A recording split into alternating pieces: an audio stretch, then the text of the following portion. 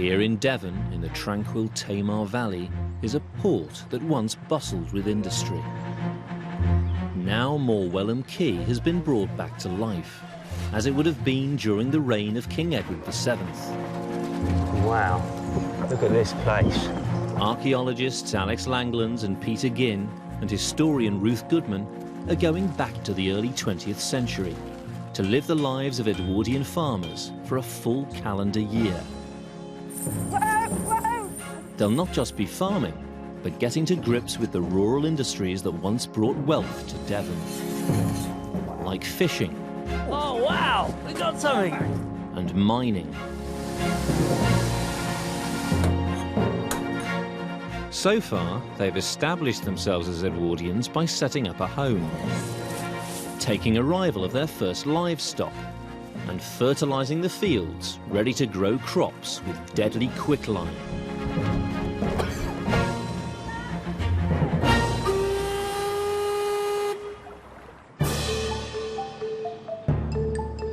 Now it's October, time to branch out into new ventures, like market gardening. Got one to go in there. Egg production, and a beef herd. But to make it a success, they'll need to be up and running before the frost comes. Then they can see in the winter with Halloween, Edwardian style.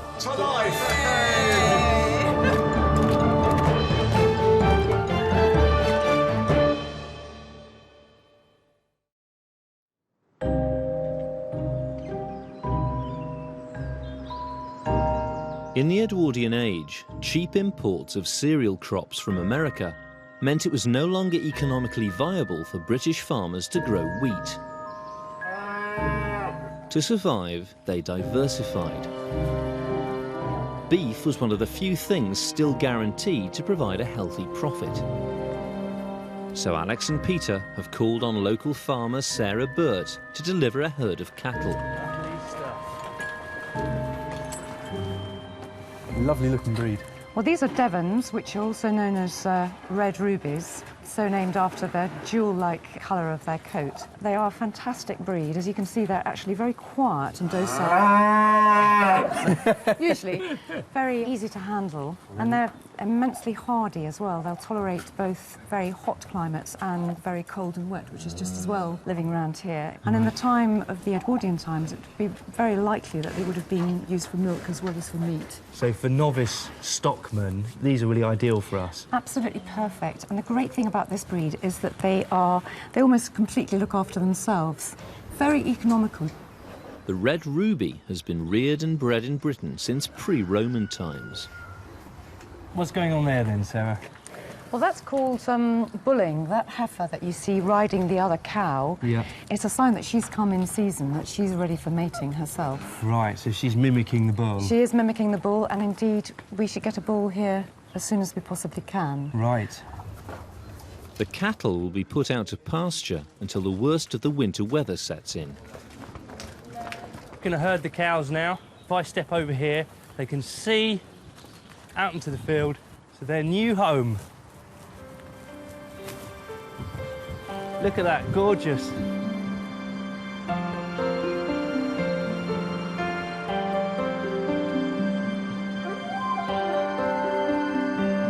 It's not just the farm that they're stocking with animals. The cottage needs a regular source of milk, and Ruth's got an Edwardian solution. Most of your milk from your cows was going off to market one way or another, commercial sort of farming. And that often meant that there was next to no milk left in the countryside for families. So many people kept a couple of goats in all the scruffy bits of land and with all the scruffy bits of grazing that wouldn't be good enough for a cow. They must be milked twice a day. It's a job that's proving a challenge for the novice goat farmers. Getting you up. What's she doing? No, she's nibbling my trousers. The thing is, I've seen, I mean, in terms of goats being milked, I've seen these stands, basically, that you get there. It's like a tabletop. Yeah. You walk the goat onto. Yeah. And then you're milking them up there. Having done about 2 days' worth of goat milking, I can see exactly why those stands have been invented. Push so the milk goes into the Oh, teat. I've just done it. There we are. That's All over my arm. Oh, Oops. she's in it. Your aim seems to be a little off. Sorry.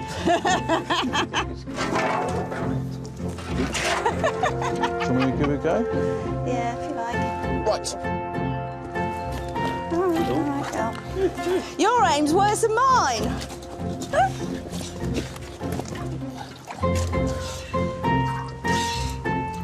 You do look funny like that. Peter, that is what I would call an compromising position. Peter, I've got one word for you. Dignity. That's better. That's it. Yeah, that's it. You relax, lady.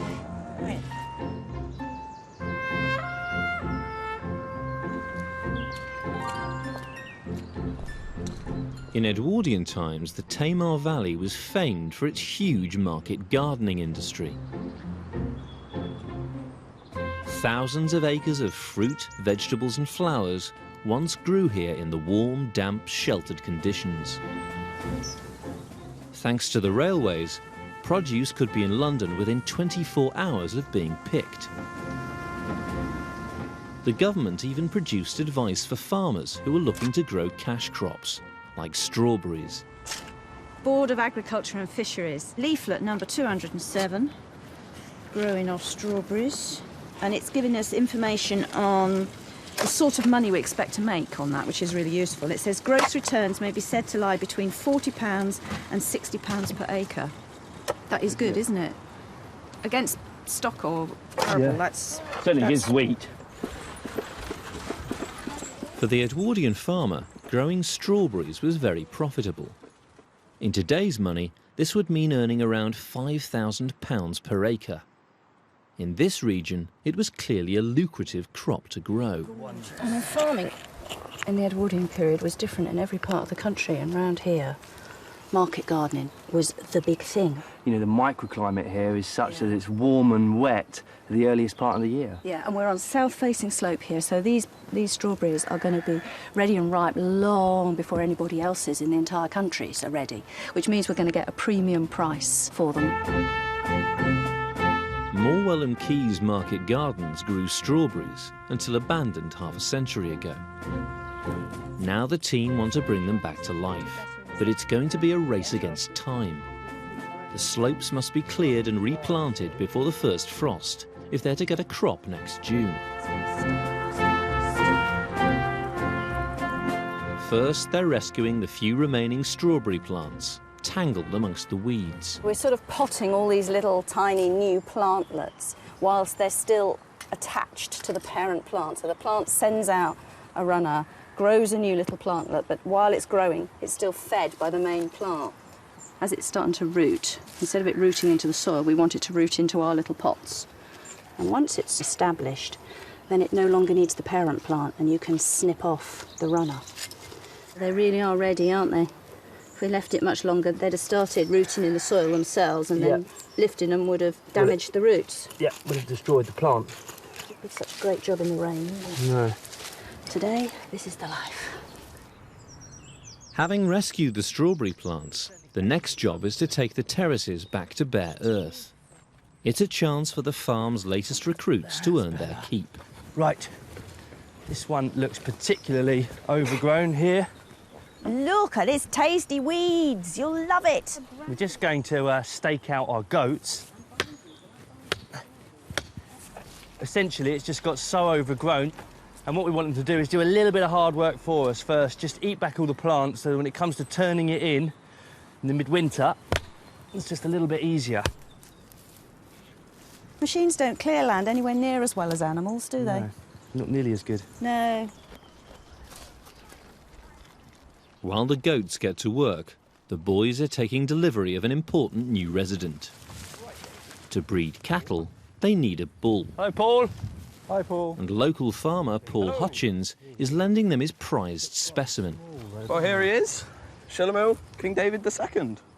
He's a ruby red Devon bull, The Duke of Bedford, he owned the majority of the land in this area, and he believed that they were the best cattle for small farms. Right. So in terms of sort of authenticity, these are the sorts of cows that the Duke of Bedford would have been promoting on these very farms here. Exactly. He has got aristocratic lines, being King David II. Right, OK. So maybe he's a friend of our Duke. Come on. Good boy. Come on. Yeah, I'm on. Come on. Hey, hey, hey! He's coming through. Coming through. Good boy. Good boy. Hit you back with your girls, Need David. that gate open. Go on. We need that gate I'm going to go open. ahead to the gate Yeah, then. Alex, you want to get that You gate? go, you get All the they gate. need to do is to put the bull with the cows and let nature take its course. Come on. Come on. Simple. Yeah, I Go know. on, David. Come on. Good boy. Come on. Come on, out the hedge. Oh, no. I think he's going to go. I'm just keeping an eye on him. You guys go in there, I'll keep an eye on him. Come on, boy. David. Yeah, Come I'm on. That's good. Let's all just calm it now. Just calm it right down. Where's that food? Where's the food? Well done, Cheers. Peter. What? You didn't Kinda need us worked. there. All right, boys. Here we are. Hey! Through the gate. Come on then, boy. Good boy, David. Wow. See? That wasn't such a trauma.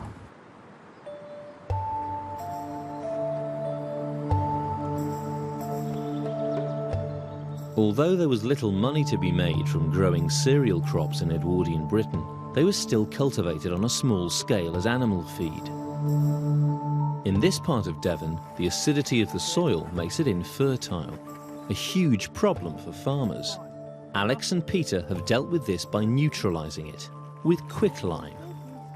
This scientific approach will ensure the soil is healthy enough to grow crops. And in the Edwardian age, growing crops still relied on good old horsepower. The farm has two shires, Prince and Tom, How are you? I'm fine, thank you. and it will take their combined strength to drag the plough. Farmhand Megan Elliott's showing the boys the ropes. Right. Well, this is our introduction, really, to the heavy horses here at the farm. And it's a fantastic opportunity for myself and Peter to get to grips with working with two horses. Two-horse work we've done, we've always had someone sort of holding our hands. So this time, we're hopefully going to sort of go it alone and see if we can get these two to work together. And, of course, they're working with two complete novices in Peter and myself. Do you have any set commands that you use? I do, yeah. To come Yep. to the left when Yep. you're driving them, Yeah. you need to say, come by, Come by. come by. And then to go round to the right, I say, come around.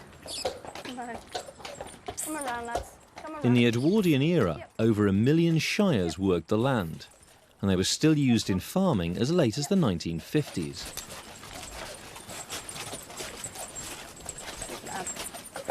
It's just amazing to Good think boys. that they've been selectively bred for that very purpose, isn't it? Yeah, it's amazing the power, you know. I mean, 10 men can hold them down if they really wanted to go. Yeah. But that's If what there's they- any hope of getting a good crop, it will be vital for Alex and Peter to gain the trust of these equine Be the engines. hardest part, Alex, keeping them.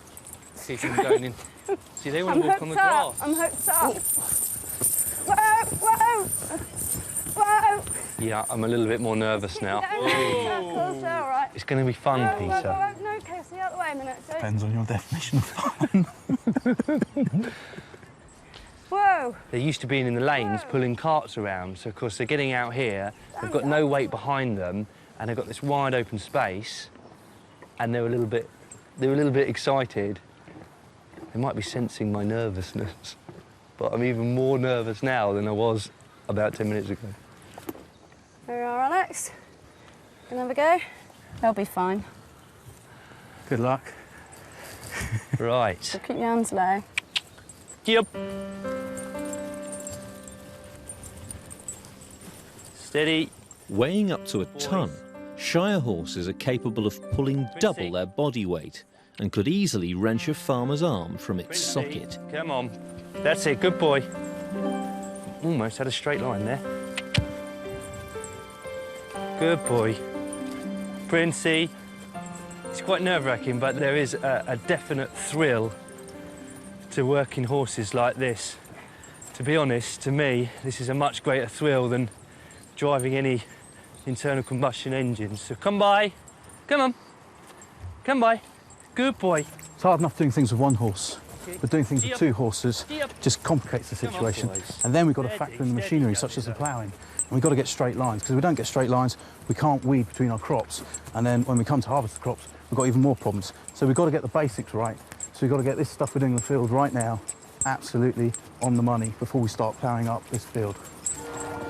It's going to be quite a task. Next summer, the Edwardian farmers will need to draw on extra labour to harvest the crops.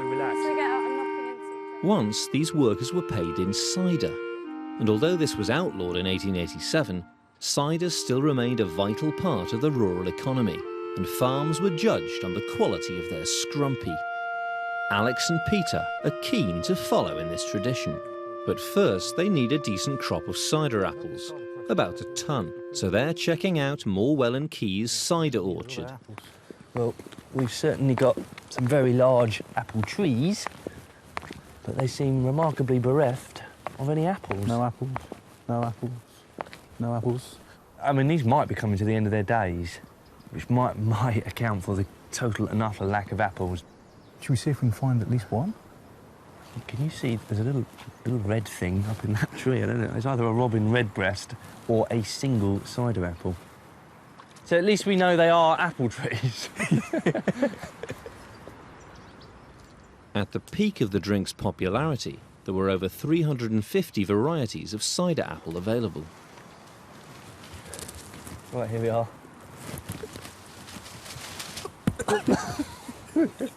Our one apple. Doesn't look overly healthy, does it? I think we're going to have to buy some apples in, Peter. Don't eat it, man. It's the only one we've got. It's a real blow, actually, because we couldn't possibly face the summer without our regular hit of cider, could we? No, of course not. Alex and Peter's apple harvest may have failed, but Ruth's had better luck. They're funny-looking things, aren't they? She's got a crop of local apples that she wants to preserve so they can enjoy them over the winter. Well, they're called sweet larks, and they're not that sweet, but they're not sour. They're not like a crab apple, although they look as small as a crab apple. And the thing that's interesting about these, though, as well as being a local variety, is the recipes that local people put them to. These are pickled. I've never come across people pickling apples anywhere else. But around here, it's a tradition. You just peel them and then pickle them rather like you would a pickled onion, but with a bit of sugar with the vinegar as well. I suppose, you know, along with your cheese, a pickled apple. It does sound quite nice, doesn't it? Actually, it's quite nice.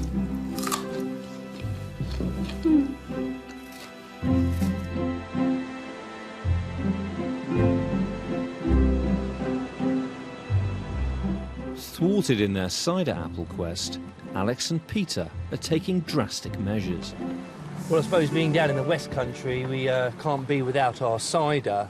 And with the woeful harvest from our own orchards, we've had to go out and purchase ourselves a tonne of cider apples, and we're just taking them up to the press. So hopefully, come spring, we'll have some fantastic scrumpy of our own. Alex and Peter are taking their apples downriver to a cider press at Cateel in Cornwall. Navigating the winds and tides of the Tamar needs an experienced touch, so the boys have called on boatman Joshua Preston. He's been sailing down the Tamar all his life. I suppose the best way to move anything around these very, very steep valleys is via the river. Via the river, exactly, yeah. Up from Plymouth with dock dung, limestone.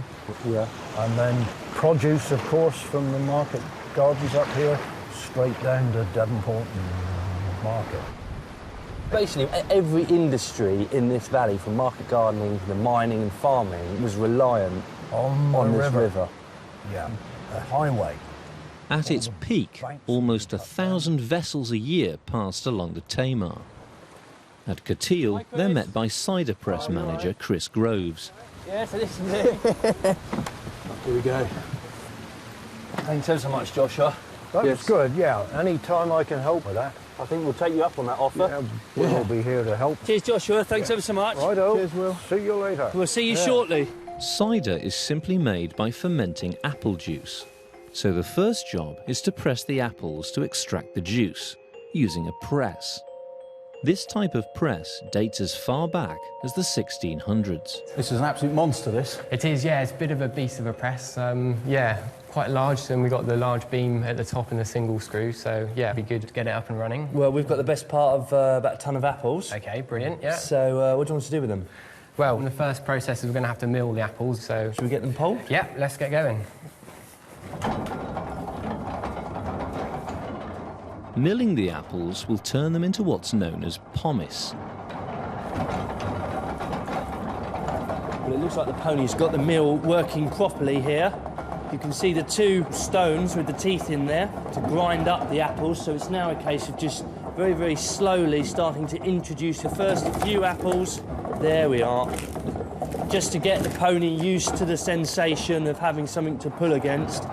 In Devon, apple pomace is traditionally bound in layers of straw to make a package, or cheese, ready to be pressed. The word cheese originally referred to anything that was wrapped up. And then what we're gradually going to do is just to build up a layer radiating out from the centre of the cheese. Right, and what does this straw do? It just contains it, and it allows us to build the cheese up to a good height so we can fit all your apples in one go. So we're going to build this up in layers, aren't we? Yeah, so this is just going to be our first base layer, and then with the apples and that, we'll hopefully get at least 6 layers going on this.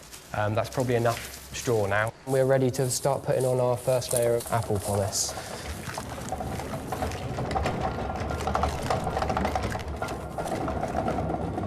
If I taste one, that's actually horrible to taste, and it's hard to think how something so horrible to eat can turn into something so delightful on the palate 10 months down the line.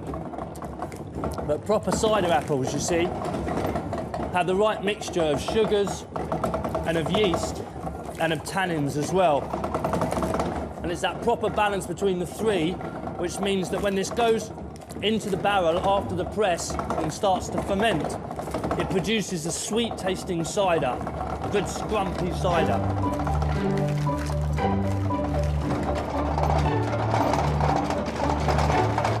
So we just plonk this in the middle, do we? Yeah, bring it around. A smooth layer of pomace is built up on the straw to ensure the pressure from the press will be evenly distributed. So what we want to do with the straw is we just want to encourage it to break in the right place. So if you just hold your hands out flat and then you just fold it over like this, and then you just use a bit of the pomace just to hold that down or push it into the pulp. Yeah, that's it. Keep the edges as even as possible so that it's not too thin in places where it might leak out. Your side looks a lot neater than mine. Well, I'm not sure about that. We're almost there. Should we start putting on the next layer of straw? Yeah, I'll grab some straw. Ruth's pickled the sweet lark apples. Now they must be bottled to be stored for winter. So I'm pouring the pickle onto my sweet larks. So this was just 2 pints of vinegar that I boiled up with a pound of sugar. And I poached the apples very gently in the vinegar as it was cooking. And then as soon as the apples began to soften, I whisked them out and let them cool. And then I boiled the vinegar on for another half an hour so that it reduced somewhat. So the liquor is quite sticky. It should taste like a sweet pickle, sort of like solid chutney or something.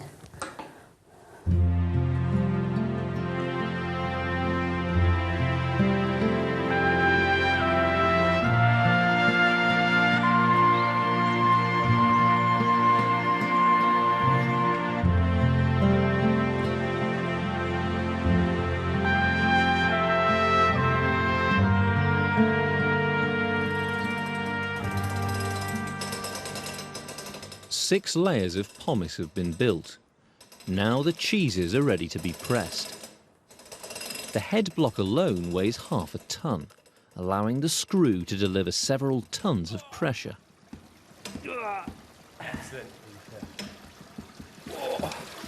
Look, you can really see it coming out now, Peter. Look at the volume of cider. Look at the colour of it. Apples are 80% water, so a tonne will produce up to 100 gallons of cider. It's really flowing now, isn't it? Being highly acidic, cider is naturally germ-free, and at many times in history, it was safer to drink than water. It really is remarkable, isn't it, how this straw is acting like a bag and holding all of the apple in. I've never seen that before. That's brilliant. So simple. Right, the tummy bar. Yeah, excellent. It's quite a large one. So, Over the next few days, the pressure will be gradually increased to get the most out of the pomace. Putting some serious pressure on, isn't it, that is? it would have been a sort of 3 or 4 day process. Right. For a proper farmhouse scrumpy. Exactly, yeah. You have to be very patient with these things.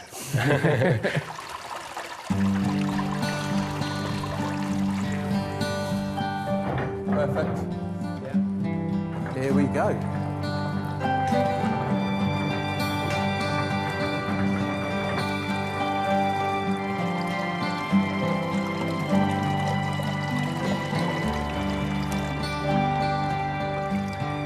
The apple juice is poured into barrels, where it will be left for over 6 months to ferment and mature to produce the cider.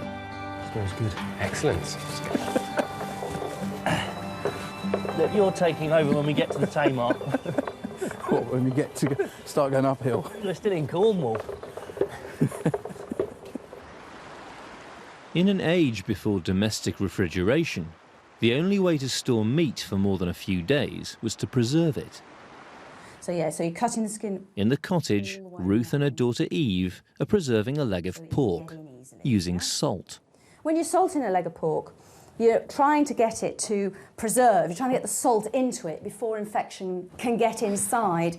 And one of the things that makes it easier, makes it more reliable as a process, is to take the bone out. So salt, obviously, as it moves into the meat, preserves the meat. But if it moves too fast, it can burn it. Salt sucks the moisture out of the flesh, drying it out to preserve it. Ruth's using a mixture of different sized salt crystals to penetrate the meat at different speeds, ensuring all the tissue is preserved. And I shall be wanting all of that sugar. She also adds molasses, which helps draw out the moisture, and some cloves for flavour. So the salt mix is always called a pickle. I mean, nowadays we tend to think pickle just means vinegar, but the old word pickle meant anything that you preserved something in. All right, let's just put it into the salting trough. Okay. And rub it firmly into the meat. But you do want to make sure that you get the mix in every little tiny nook and cranny. If you feel the finer salt is already sinking into the meat, and you're left with the big crystals on the surface. I mean, it's only been on a minute, And already changes are happening. Yeah. It's getting in the way. Applying weight speeds up the drying process. Clunk. So we should see dripping. Oh! It is? Yeah, There. it's dripping already. It's dripping already. Excellent.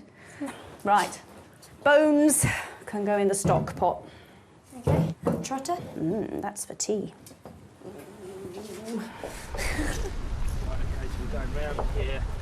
Boatman Joshua's returned to Quay to transport the fermenting cider back to the farm. I don't think I've ever worked so hard for a pint of cider, Peter. No. Well, we're all looking forward to that. A barrel of cider weighs getting on for 1/4 of a tonne, so Joshua's craning it into his boat using a barrel hitch, once a knot every boatman would have known. Okay, steady, guys. Steady. Precious cargo there, look. Very precious cargo. We're not talking about Peter either. The Eagle has landed. We've got the wind on us, you know, here.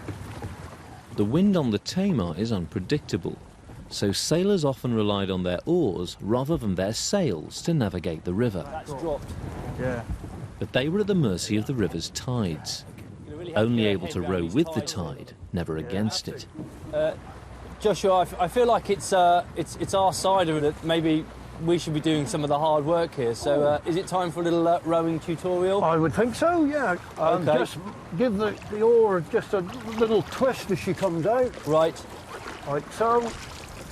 Right, let's have a go then. Let's have a go. Peter, there you go. Thank you. I'll just stand by the tiller. Right, we go together, lads. So basically, all passage on this river and all the industries that rely on it are dictated to by the tides. Exactly right. You know, you'd work the tide up and you'd work the tide out again. Right. If conditions aren't right, we don't sail. And are these the remnants of market gardens? Back over my shoulder there? Yes. These are old Edwardian market gardens. Yeah. Look at that, Peter. Heave her up and away we go, and we're bound for Santiago. Do you know the rest of that one? Well, I do. No.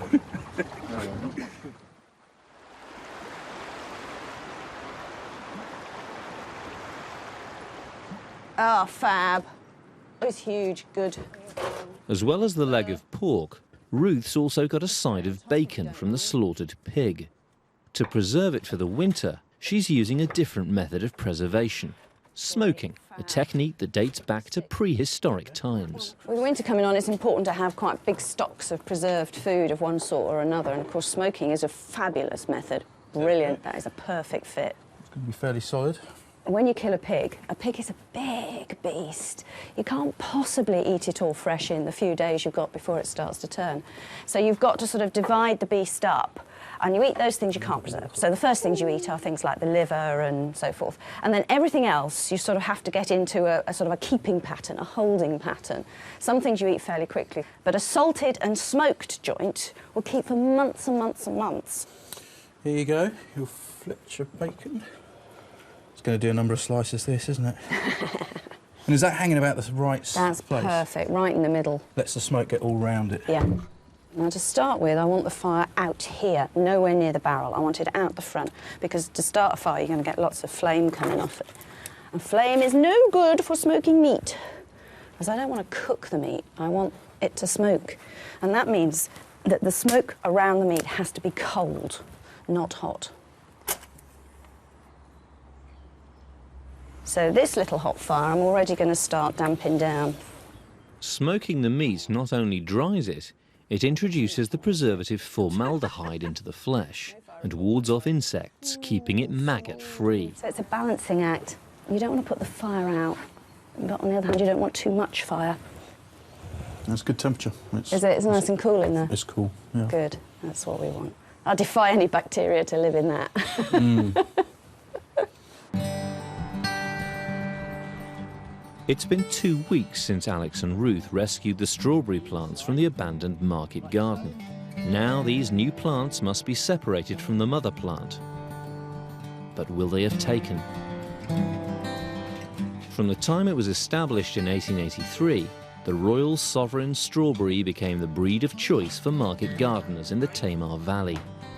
These very, very young plants I could force on in the greenhouse, but to be honest, if I'm to have a big commercial Edwardian style market garden, I'm going to have to buy in the best part of 300 plants, because it was so critical really in terms of money making to have as many plants as possible for that very, very small window in the early season. Really, it was something of a gold rush for Edwardian market gardeners. If you could get your strawberries up to London before any other producer, then you stood a chance of getting the best prices. But of course, this means that all your eggs are very much in the same basket. And if it goes wrong, you get pests in, you get disease, you get mildew, and everything will come crashing down around you, and all that year's worth of work will go to waste.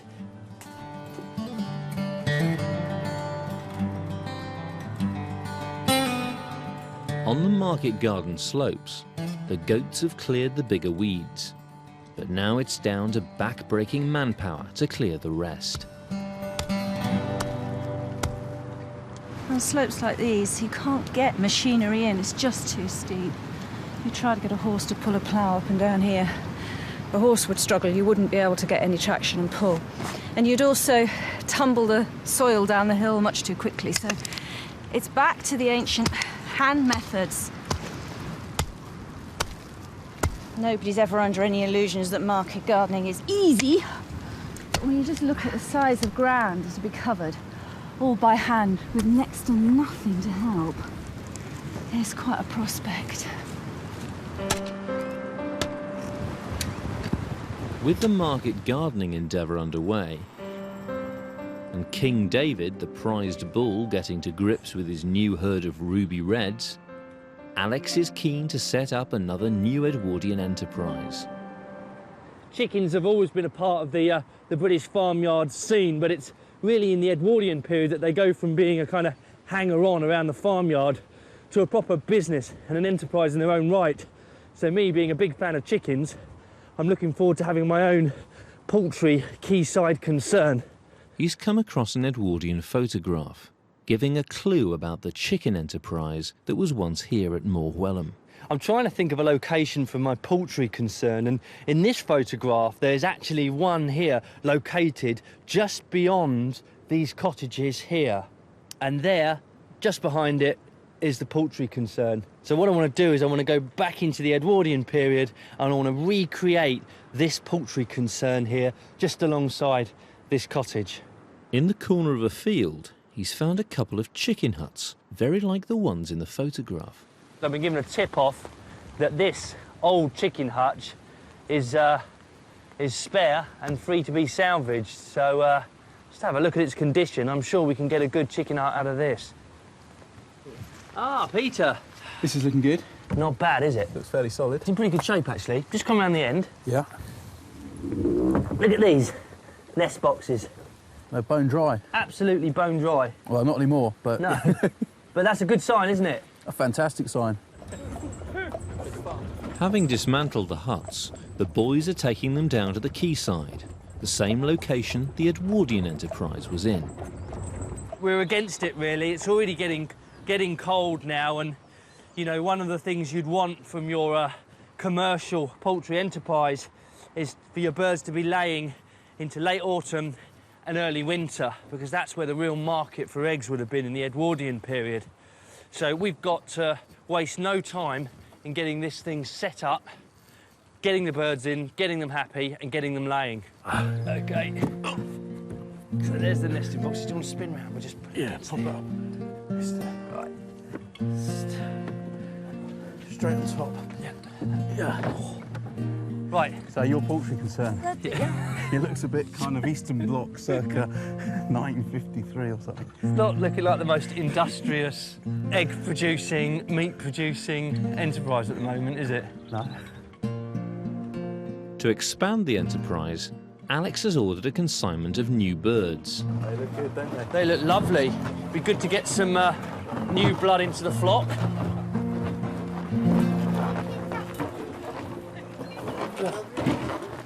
Thank you. Lovely. Well, here we go, chickens. Welcome to your new home. There you go. Let's get these fellas in the hutch. We'll have to lock them in there for a good 2 or 3 days, I think. Get them used to the home so they know where it is. Yeah. In you go, boy. Go on. In you go. OK. There we go. He's a little cockbird as well, him. But he will definitely... Go on.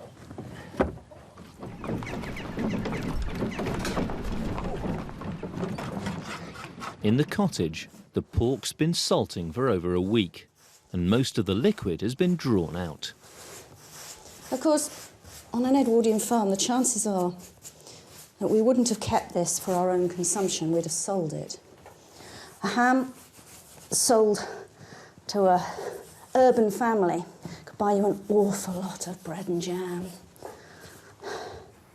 Outside, the bacon's been smoked for 3 days. It too is ready to be stored for winter. Just been smoking away merrily. So I'll just hang this up in the cottage now. And as long as we keep the flies off it, it should be pretty good. For the last few weeks, Alex and Peter have been practicing driving the 2 shires, Prince and Tom, together. Come on. Gee up, Tom. Come on. OK, whoa, Princey. Alex is looking pretty good with the horses at the moment. Back up. Whoa. Stand. Good lads. Right. Now they're using the horses to pull a harrow to spread the heaps of lime fertiliser across the arable field. Come on, boys. That's it, boys. Come on. Good lads. Good lads. Good boys. Come on. Good lad. I have this really, really bad thing that I do is I try and drive them like I'm trying to drive a mini metro, you know, and you're correcting yourself all the time. And actually, it's about picking a point on the horizon and aiming for that. And if you're slightly off course, bring them round more like an oil tanker or a battleship rather than a, you know, a quick change. Come on. It's the most important thing to get to grips with, and I'm incredibly anxious about it because it's not something you learn overnight, and it's maybe a bit arrogant of both Peter and myself to think that we can, but we've got to have a go at it. We've really got to have a stab at it and see if we can get close. Walk on. Walk on. Walk on. Good boys.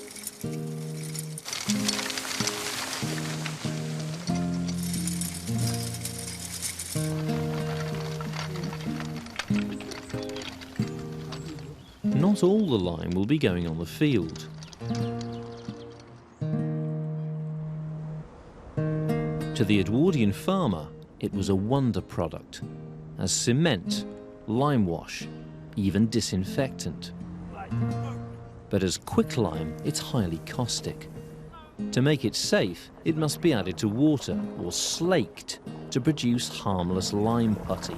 It is having quite a violent reaction, and the steam that is coming off this is going to get up to roasting temperatures in the next few days. So we just need to get enough water in there. We've got 2 barrels worth. This is going to serve us really well for any building projects we have on later in the year. You can really feel the heat coming off this, can't you? Yeah, this is sort of barbecue territory, isn't it? Pretty much.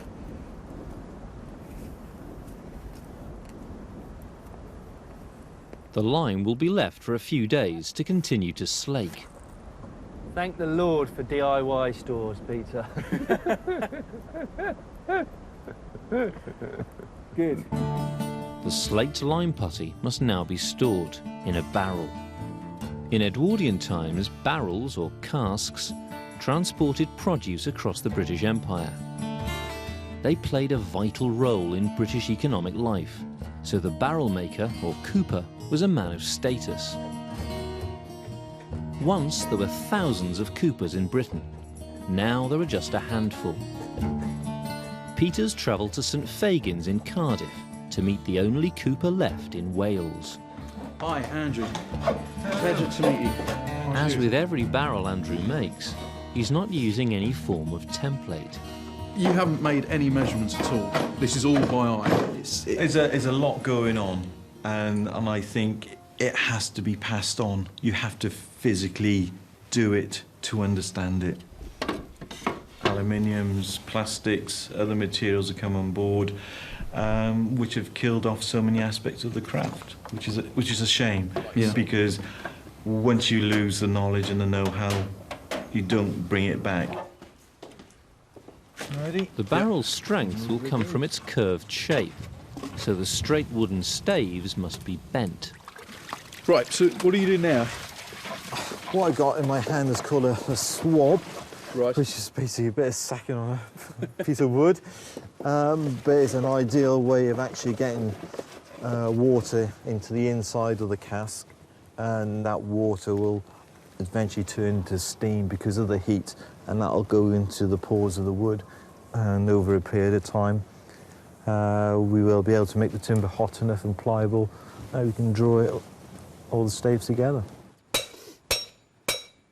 The only thing holding the barrel together will be these iron hoops. We'll start driving this hoop, which is on the middle here, Yeah. down towards the bottom. So we say hold the driver like that. Right. So make sure it protects your knuckles. If it slips off the hoop, just let it go. Okay. Okay. And we walk around quietly, okay?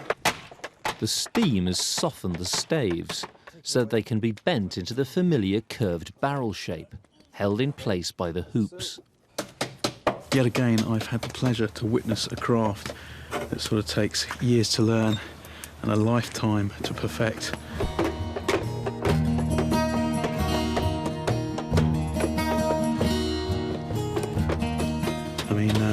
all of this process is done by eye, but the final result is a work of art.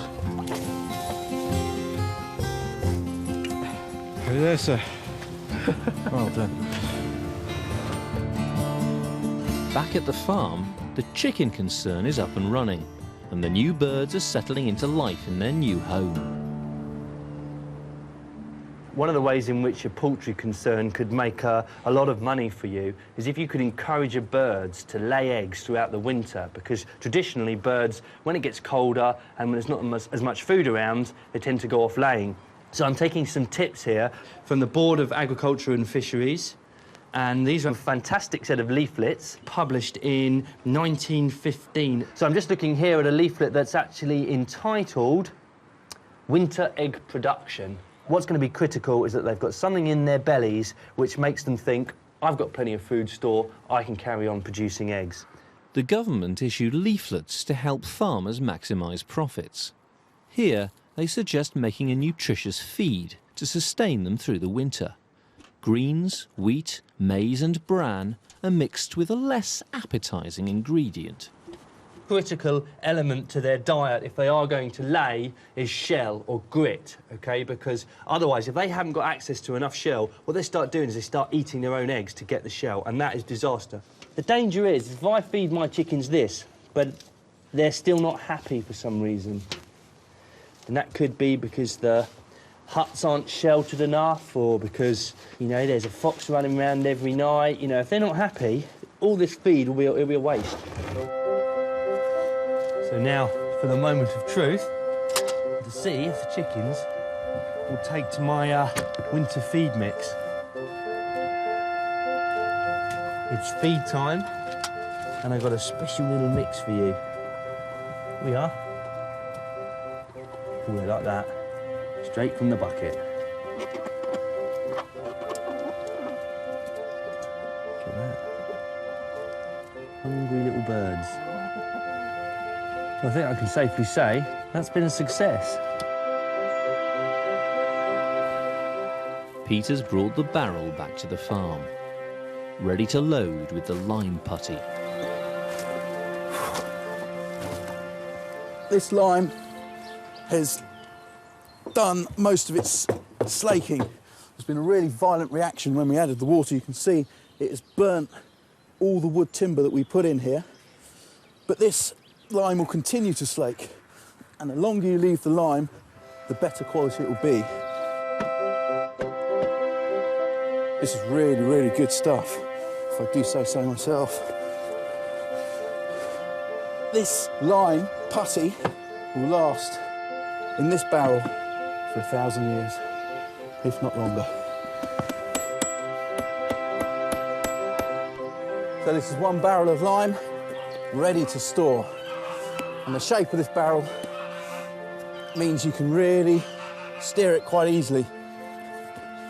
Rock it one way or another.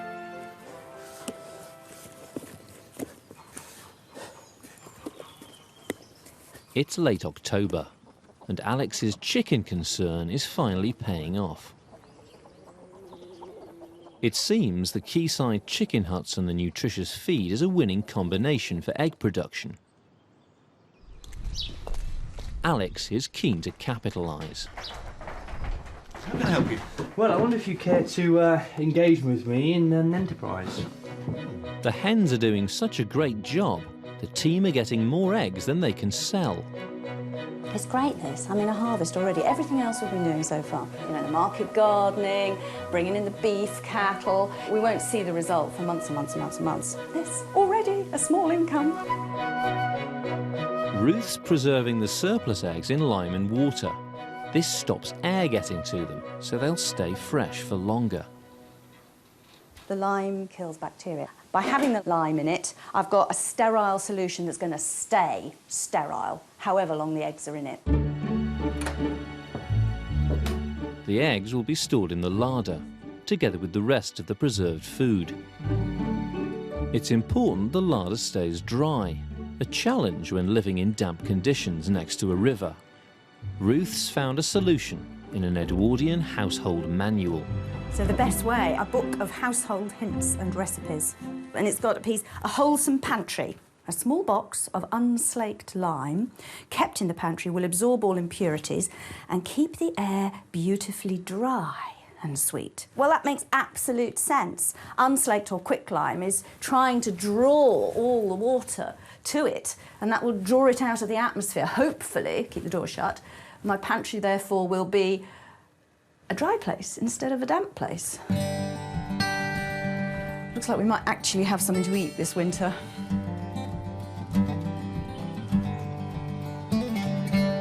The end of October will bring the first frosts of winter. In the market garden, the strawberries must be planted before the ground hardens if they're to get a crop next June. In the hope of ensuring a bumper harvest, Alex has bought in hundreds of extra strawberry plants to supplement those rescued from the slopes. Hey! These are strawberries. Yep, we've got a fair few hundred here. Gosh. We're just going to have to weed like absolute heroes to prepare the ground for these.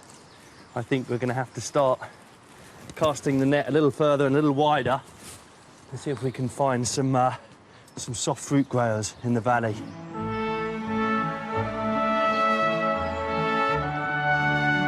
Market gardeners would employ dozens of workers, not just to plant, but also to weed and harvest throughout the year. And so we're looking for something that's really thick. Yeah, that's right. Ron Luke's family has been growing strawberries here in the Tamar Valley for generations. And you said this is what your family used to do? Oh, my family used to do a lot of these, yes. Yep. We used to sell them all over the southwest of England. Yeah. We used to grow about 500,000 strawberry plants. 500,000 strawberry plants. Yeah. Good God. It's really labour-intensive work, Very isn't it? labour-intensive. But, of course, if you get a good crop of strawberries, it's very rewarding because it's a high-cash crop, isn't it? Yeah. It does bring in a lot of money, so... So it's worth having the labour. Yes, it is. Planting the strawberries is an exacting job. The rows must be 18 inches apart and the plants firmly bedded into the soil. In he goes. And my father used to come along when we were planting. He'd do his test, a one-leaf test, he used to call it. He used to catch a one leaf and pull it, and if the plant came out the ground, you hadn't planted it properly. You were in trouble. No. Try it again. But all this hard work could come to nothing. They'll need a mild winter and warm spring in order to get the profitable early crop thereafter. Here we go, last one for me. I think this is the biggest of the bunch. There we are. Done. God. So we've got, what, 5 to 6 months to wait? Yeah. So it all depends on how early the spring is, doesn't it? Oh, it's quite exciting, really, isn't it?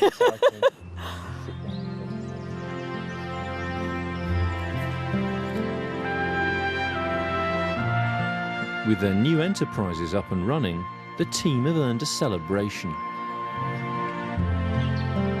It's October the 31st, so tonight they're having a special Halloween meal, and Alex has brought something for the table.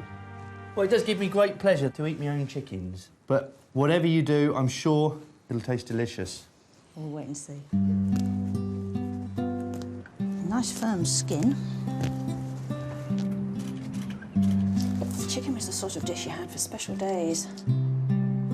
Without battery farming, of course, it took a lot more to raise a chicken for the table, and therefore they cost more. In Edwardian Britain, chicken was really a rich man's meat. Most ordinary people didn't have chicken on a regular basis. For the Edwardian farmer, a dish like this would have stretched to several meals. And then the whole chicken goes on top. I want the whole chicken because obviously I'm trying to get maximum flavour out of him. If you use a modern supermarket chicken to cook something like this, it's pretty insipid. It's not very exciting food. But if you're using a bird that's been running around, that's a bit older, had time to develop a bit of flavour, not only does this sort of cooking make it something delicious when it would be a bit stringy if it was roasted, but it actually makes a dish that's really nice. It's a set of stronger poultry flavours that modern techniques have sort of made us forget.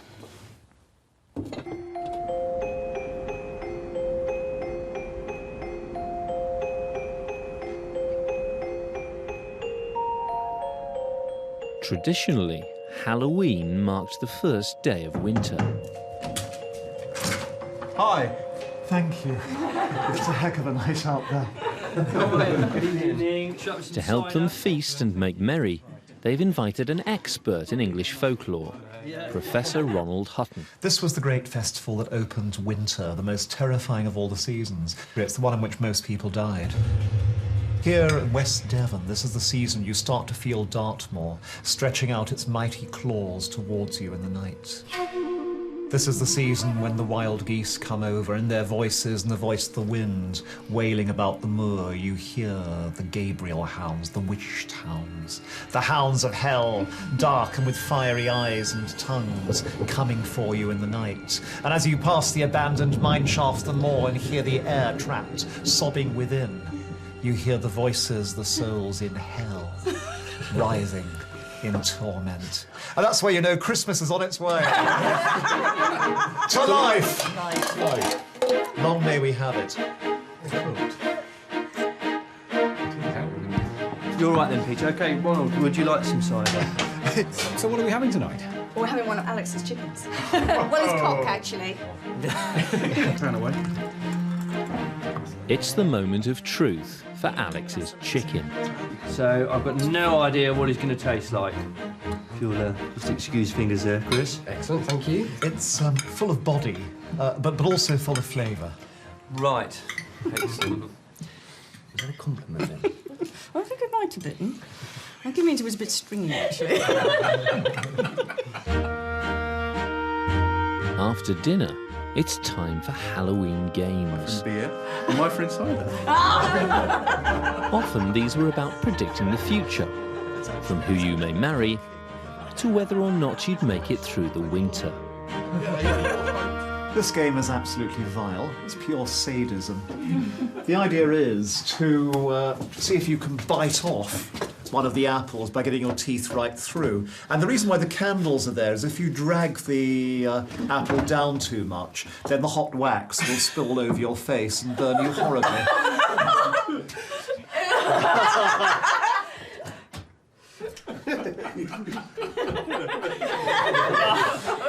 Undoable.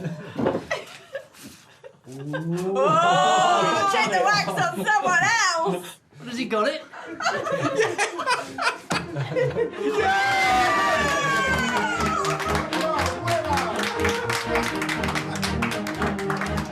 The reason why all these games tend to happen so much around Halloween is staying cheerful in the face of the coming dark and cold.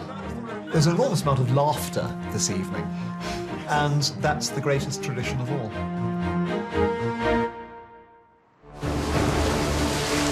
Next time on Edwardian Farm, it's November, and a team turn to the latest farming practices